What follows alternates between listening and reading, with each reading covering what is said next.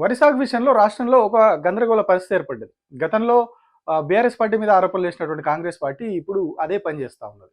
అసలు వాళ్ళు ఏం మాట్లాడుతున్నారో, ఎందుకు వరి విషయంలో ఇట్లాంటి ఒక గందరగోళ పరిస్థితి వచ్చింది? ఎందుకు వరి విషయంలో గతంలో ఏం చెప్పింది ప్రభుత్వము, ఇప్పుడేం చెప్పింది? అసలు దీని చుట్టూ జరుగుతున్నటువంటి రాజకీయం ఏంది? అవన్నీ కూడా ఇవాళ మనం మాట్లాడుకుందాం. నమస్తే, నేను Prabhakar Venavanka. Welcome to PV news. ఈ వీడియో చూడండి. అడుగుతున్నా, నరేంద్ర మోడీ ఒట్లు కొనేది ఉంటే నువ్వేమన్నా బ్రోకర్ గాడివి, దళారీ పని చేస్తావా? రాష్ట్ర ప్రభుత్వం దగ్గర డబ్బులు లేవా?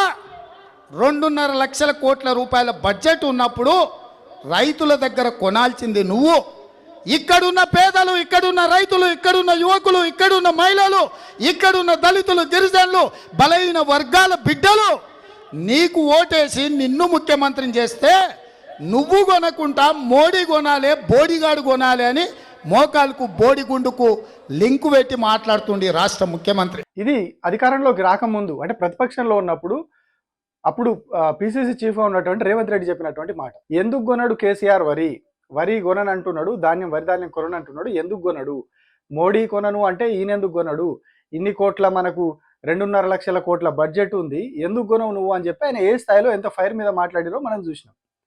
ఇది చూసినాక ఎవరికైనా అనిపిస్తుంది ఖచ్చితంగా, మరి నిజంగా అప్పుడు కేసీఆర్ తప్పు చేసిండు కావచ్చు, నిజంగానే ఆయన స్వార్థంతో కొనని అన్నాడు కావచ్చు అని మనం అందరం అనుకున్నాం. అప్పుడు రైతులందరూ కూడా అదే అనుకున్నారు. సో సీన్ కట్ చేస్తే ఇప్పుడు కాంగ్రెస్ పార్టీ అధికారంలోకి వచ్చింది. అధికారంలోకి వచ్చి 2.5 ఏళ్ళు అవుతుంది. సో మరి ఇప్పుడు ఏం చెప్తా ఉన్నది కాంగ్రెస్ పార్టీ? సో ఇది కూడా ఒకసారి చూడండి. ఈనాడు వరికి ఇబ్బందులు ఉన్నాయి. తెలంగాణలో నీళ్లు కనపడితే చాలు వరి పొలం వేసి ఇంట్లో పండుకుంటున్నాం. దమ్ము చేసేవాడు దమ్ము చేస్తుండు, కోత కోసేవాడు కోత కోస్తుండు, అమ్మోడు అమ్ముకుంటుండు. మనకి ఎంఎస్పి వస్తుంది, సన్న బియ్యానికి, సన్నధాన్యానికి సబ్సిడీ వస్తుంది. మీకు ఈరోజు గిట్టుబాటు కావచ్చు, కానీ కేంద్ర ప్రభుత్వం, రఘునందన్ రావు గారు కూడా ఇక్కడే ఉన్నారు, నిక్కచ్చిగా చెప్పింది 15 రోజుల క్రితం, మేము వరి ధాన్యాన్ని సేకరించాం, మీరు జాగ్రత్త పడండి అని చెప్పి రాష్ట్ర ప్రభుత్వానికి తాకీదు ఇచ్చిందని చెప్పి కూడా మీకు ఈ సందర్భంగా మనం చేస్తున్నాం. కాబట్టి మనం పండిస్తాం, మన అవసరాలకు సరిపోని మనం ఉంచుకున్నా, కేంద్రం కొనకపోతే తెలంగాణ రైతు ఇబ్బంది పడతాడు. అందుకని ఇప్పటి నుంచే క్రాప్ డైవర్సిఫికేషన్ చేయాల్సిన అవసరం వచ్చింది. ఈయన రాష్ట్ర వ్యవసాయ శాఖ మంత్రి తుమ్మల నాగేశ్వరరావు. ఇది ఒకటే కాదు, ఇంకొకటి కూడా ఉన్నది. కేంద్రం స్పష్టంగా చెప్పింది మొన్న, మేము మీ దగ్గర నుంచి ధాన్యం కొనే పరిస్థితి లేదు, మేము బియ్యం కొనము, మీ ఇష్టం అని చెప్పి కేంద్ర ప్రభుత్వం నిక్కచ్చిగా, నిర్మహమాటంగా రాష్ట్ర ప్రభుత్వానికి చెప్పడం జరిగింది. సో రెండు చూసిరు కదా. ఈయన మన వ్యవసాయ శాఖ మంత్రి తుమ్మల నాగేశ్వరరావు ఏం చెప్తున్నారు? ఈయన వరి వేయొద్దు, రైతులు వరి సాగు చేయొద్దు. మరి ఎందుకు చేయొద్దు అయ్యా అంటే, కేంద్ర ప్రభుత్వం వరి ధాన్యం కానీ బియ్యం కానీ కొననంటున్నది. వాస్తవానికి కేంద్ర ప్రభుత్వం మన దగ్గర నుంచి బియ్యం కొంటుంది. రాష్ట్ర ప్రభుత్వం రైతుల దగ్గర వడ్లు కొని వాటిని మిల్లులో వేసి బియ్యంగా తయారు చేసి వాటిని కేంద్ర ప్రభుత్వానికి అమ్ముతుంది. అంటే ఫుడ్ కార్పొరేషన్ ఆఫ్ ఇండియాకి అమ్ముతుంది. ఇది ప్రాసెస్. కేంద్ర ప్రభుత్వం ఈ దొడ్డు బియ్యం మాకు అద్దంటున్నది, అసలు బియ్యం మేము కొనము, ఎక్సెస్ అవుతున్నది, మేము కొనము అని చెప్తున్నది. సో మేము కొనము, ఇది కేంద్ర ప్రభుత్వం చెప్పింది కాబట్టి మేము తీసుకొని ఆ బియ్యాన్ని ఏం చేయలేము అని చెప్పి స్వయంగా రాష్ట్ర వ్యవసాయ శాఖ మంత్రి తుమ్మల నాగేశ్వరరావు 2 సార్లు చెప్పారు. గతంలో కేసీఆర్ కూడా ఇదే మాట చెప్పారు. వరి వేయొద్దు, వరి సాగు తగ్గియాలి, మనం వేరే పంటల వైపు మళ్ళుదాం, క్రాప్ కాలనీలు పెడదాం, క్రాప్ కాలనీలు పెట్టి డిఫరెంట్ టైప్ ఆఫ్ పంటలు వేద్దాం. రకరకాల పంటలు వేసినప్పుడు వాటికి ధర కూడా కరెక్ట్గా వస్తుంది, డిమాండ్ తగ్గదు, డిమాండ్ ఎక్కువ ఉంటుంది, రైతులకు గిట్టుబాటు ధర కూడా వస్తుంది అని చెప్పి ఆయన చెప్పిండు. సో అప్పుడు ఆయన ఆ ఉద్దేశంలో చెప్పిన మాట, వరేస్తే ఉరి లాంటిదే అనే ఆ పరిస్థితి, ఆ సందర్భం లాగా ఆయన చెప్పినటువంటి మాటని గతంలో 5 ఏళ్ల పాటు కంప్లీట్గా బీఆర్ఎస్ పార్టీని తొక్కడానికి కాంగ్రెస్ పార్టీ వాడుకున్నది. Same dialogue. కేసీఆర్ వరేస్తే ఉరే అన్నాడు అని చెప్పి రైతులకు చెప్పింది. రైతులు ఏమనుకున్నాడు, మరి మేము వరేయకుంటే ఇంకేం వేయాలి అని చెప్పి రైతులు అనుకున్నారు. కేసీఆర్ మీద కోపానికి వచ్చారు, రేవంత్ రెడ్డి కోటేసారు. మరి రేవంత్ రెడ్డి కోటేస్తే రేవంత్ రెడ్డి వచ్చి ఏం చేయాలి? కేంద్ర ప్రభుత్వం కొనను అన్నప్పుడు నువ్వు ఎట్లా కొనవు, కొనాలి, నువ్వు కొనకుంటే నేను కొంటా. అప్పుడు 2.5 లక్షల కోట్ల బడ్జెట్ అయితే ఇప్పుడు ఆల్మోస్ట్ 3.5 లక్షల కోట్ల బడ్జెట్, 3,24,000 కోట్ల బడ్జెట్. ఇప్పుడు నేను కొంట, అప్పటికిప్పటి చాలా పెరిగింది కదా బడ్జెట్, నేను కొంట, ఇప్పుడు కొని చూపిస్తా అని చెప్పి చెప్పాలి కదా మరి రేవంత్ రెడ్డి. కానీ ఏం చెప్పిండు? మేము కొనము, కేంద్ర ప్రభుత్వం వద్దంటున్నది, బియ్యం తీసుకోనంటున్నది అని చెప్పారు. సో మరి ఇక్కడ ఎర్రో లైనో లెవెలు. అప్పుడు కేసీఆర్ చెప్పిండు వడ్లు కేంద్ర ప్రభుత్వం తీసుకొని అంటుంది, మేము కొనలేమని. ఇప్పుడు అదే ఇప్పుడు అప్పుడు తిట్టినటువంటి కాంగ్రెస్ పార్టీని ఇప్పుడు అధికారంలోకి వచ్చింది, ఆ మంత్రి చెప్పిండు మేము కొనము అని. సో గతంలో ఇదే విషయం మీద మొత్తం రాష్ట్ర వ్యాప్తంగా రేవంత్ రెడ్డి తిరిగిండు, కళ్ళాల దగ్గరికి పోయిర్రు, బీజేపీ వాళ్ళు పోయిర్రు, ఎందుకు కొనవు కేసీఆర్ వడ్లు ఎందుకు కొనవును, మేము కేంద్ర ప్రభుత్వం తీసుకుంటామండి, వాళ్ళేమో తీసుకోమని చెప్పి ఆల్రెడీ, వీళ్ళేమో తీసుకుంటామన్నది మీరెందుకు కొంటలేవు, నువ్వు ఎందుకు కొనవు అని చెప్పి బండి సంజయ్ పోయిండు. ఇటు కాంగ్రెస్ పార్టీ కూడా పోయింది, కళ్ళాల దగ్గరికి పోయి రాజకీయం చేసి అంతా రాజకీయం చేసిరు అప్పట్లో.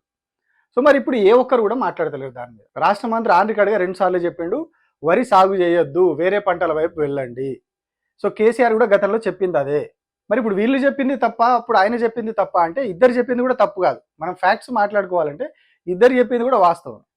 వరి నుంచి వేరే పంటలపై పోవాలని ఇద్దరు చెప్పింది కూడా వాస్తవమే, పాటించాల్సిన నిజం జరగాల్సింది కూడా అదే. సాగునీటి అవకాశాలు పెరిగిన తర్వాత చాలా మంది వరి వైపు వెళ్ళారు, వరి సాగు చేస్తూ ఉన్నారు. కొంత దానికి ఎఫర్ట్స్ తక్కువ అనేది ఒక కారణం, కాకపోతే దీనికి చాలా కారణాలు ఉన్నాయి. ఇప్పుడు వాళ్ళు చెప్పేది ఏంటంటే నీళ్ళు వచ్చినాయి కాబట్టి రైతులందరూ వరేస్తున్నారని చెప్పేసి ప్రభుత్వాలు మాట్లాడుతున్నాయి. వాళ్ళు ఇప్పుడు ఎవరు గద్దెనెక్కితే వాళ్ళు మాట్లాడుతూ ఉన్నారు. కానీ దానికి చాలా కారణాలు ఉన్నాయి. ఇతర పంటలు వేస్తే కూలీల అవసరం ఎక్కువగా ఉంటాయి. సో ఇప్పుడు ఎక్కడ చూసినప్పుడు రాష్ట్ర వ్యాప్తంగా పెద్ద కూలీలు దొరకట్లేదు. రాష్ట్రంలో ఏ జిల్లాకు పోయినా కూడా పెద్ద కూలీలు దొరకలేరు. కూలీల సమస్య ప్రధానంగా ఉంది.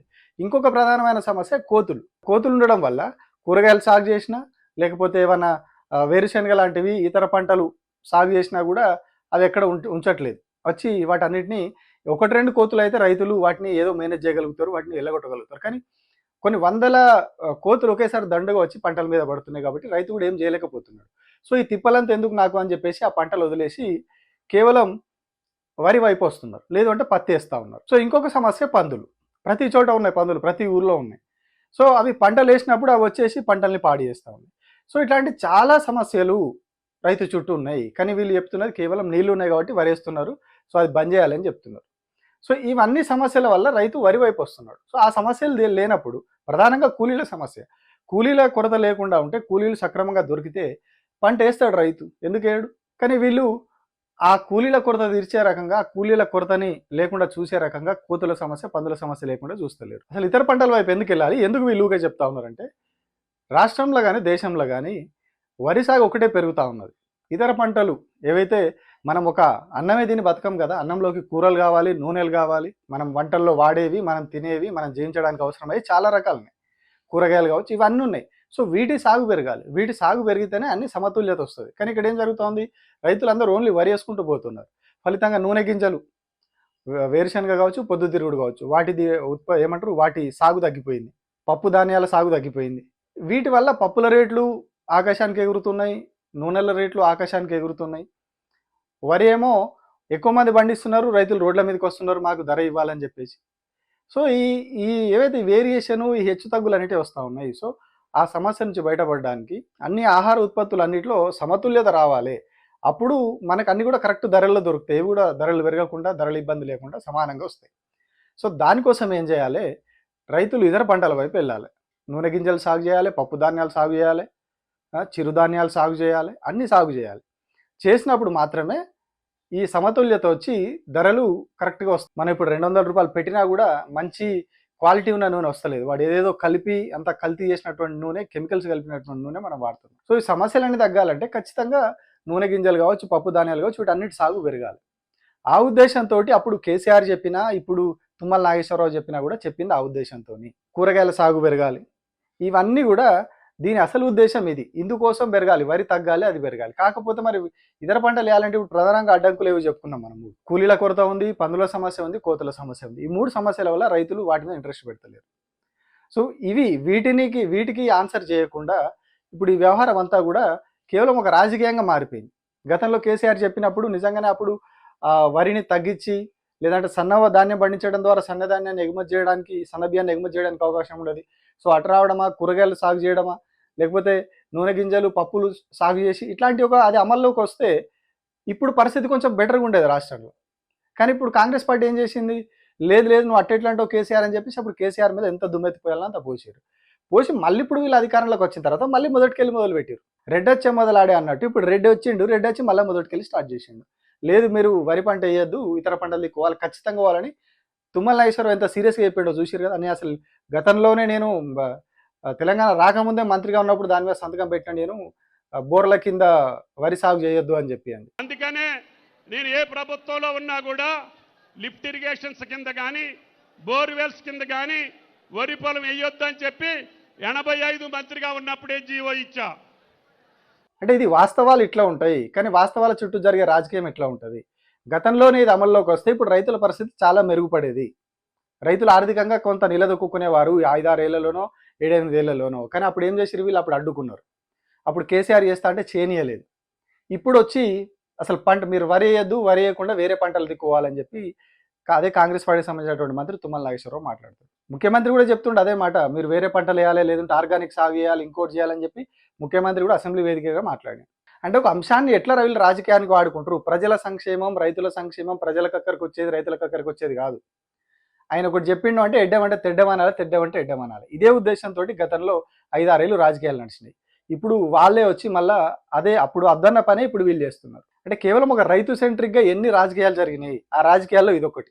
రైతు సెంట్రిక్గా గతంలో ప్రతిపక్షంలోని కాంగ్రెస్ పార్టీ చేసిన రాజకీయాల్లో ఇదొక ప్రధానమైనటువంటిది. ఇప్పటికి కూడా చెప్తారు వాళ్ళు, వరేస్తే ఉరేయని కేసీఆర్ అన్నాడు, వరేస్తే ఉరేయని కేసీఆర్ అన్నాడు అని చెప్పి పదే పదే చెప్తారు.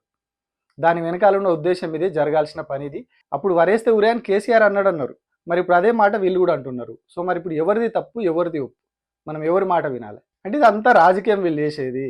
రైతుల బాగు వీళ్ళకి వద్దు, రైతుల సంక్షేమం వద్దు. ఒకడు మంచి పని చేస్తున్నాడంటే దాన్ని చెడ్డదనే అనాలి, పక్కోడు మంచి పని చేస్తే అది చెడ్డ పని అని చెప్పి తిట్టాలి. వీళ్ళు ఇంకా చెడ్డ పని చేసినా కూడా లేదు వీళ్ళు మంచి పని చేసిరని చెప్పి పొగిడిపించుకోవాలి.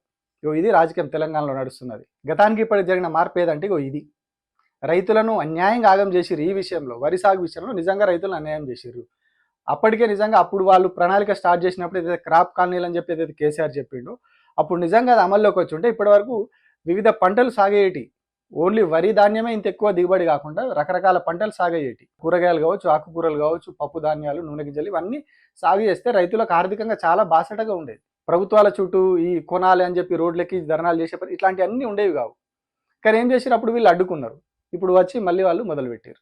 సో ఇది ఈ రాజకీయాన్ని ప్రజలు అర్థం చేసుకోవాలి, రైతులు అర్థం చేసుకోవాలి.